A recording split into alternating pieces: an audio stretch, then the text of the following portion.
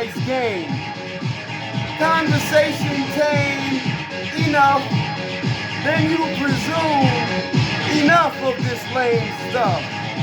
Of course, it's time to discourse on whoredom. To alleviate your boredom, project your views of sodomy on me and all the pornography you watch on TV and movies. Now you got something to prove to me, baiting me in to a hoarding competition, when prior to this had nothing to do with my mission. You're just fishing for something in me deviant to lead to derision in me and my family livelihood, instead of focus on greater good. You can't even make it through your own hood to the grocery store without stepping to 70 whores. Already got a chick, but you want more and more.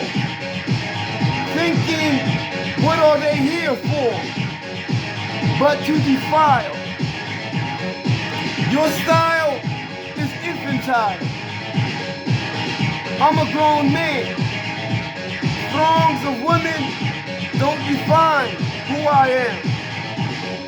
You talking about you taxing like Uncle Sam, while I'm headed to the promised land with the Almighty as my priority. Worldliness is not my authority. Ain't selling out even if the devil's pretty. And he got you and cats like you all over the city. You sound silly, and you fill me with disgust.